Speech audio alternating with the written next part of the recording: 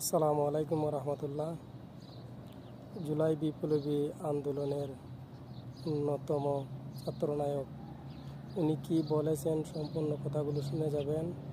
সবাইকে উদ্দেশ্য করে কথাগুলো বলেছেন, অনেক ভালো কথা বলেছেন।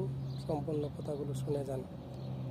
আজকে থেকে 10 মাস আগে বাংলাদেশের অধিকাংশ মানুষ তাকিয়ে থাকতো কখন বাংলাদেশকে বিভিন্ন জায়গায় স্যাংশন দেয়া হবে, কখন আমেরিকা হস্তক্ষেপ করবে, কখন হাসিনা মারা যাবে, কখন পরের ইলেকশন আসবে, তারপরে তারা মাঠে নামার প্রস্তুতি নিত।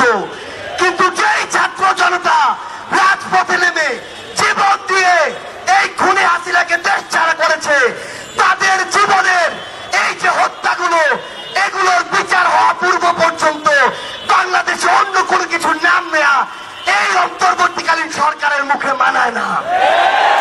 রাজনৈতিক দলগুলো আজকে সময়ের বিবেচনায় প্রতিযোগিতায় নেমেছে।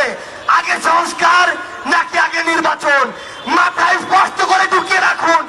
সংস্কার নাকি নির্বাচন, এই খেলা বাদ দিয়ে প্রতিযোগিতায় নামুন যে সবার আগে হতে হবে এই হত্যাকাণ্ডের বিচার।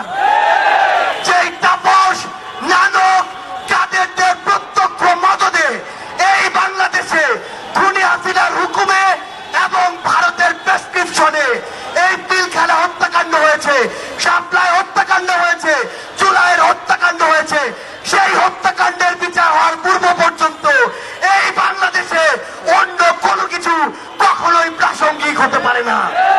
সকল রাজনৈতিক দলের উদ্দেশ্যে একটি কথাই বলবো, এই যে জেনারেশন, এই জেনারেশনকে ভয় করুন, এই জেনারেশনকে ভয় করুন। যদি এই জেনারেশনের রক্তের উপরে দাঁড়িয়ে ইমোশন নিয়ে খেলার চেষ্টা করেন, এই জেনারেশন সকল ক্ষমতার বিপক্ষে গিয়ে যে কাউকে টেনে হিস্ট্রি নামাতে পারে, কুয়েটের ওই ভিসি তার প্রমাণ। আমরা ইনকিলাব মঞ্চকে ধন্যবাদ জানাই যে তারা সকলকে নিয়ে আজকের এই শহীদ মার্চের আয়োজন করেছে। এই মঞ্চের সকল শহীদ পরিবার, সামনে থাকা সকল আহত যোদ্ধা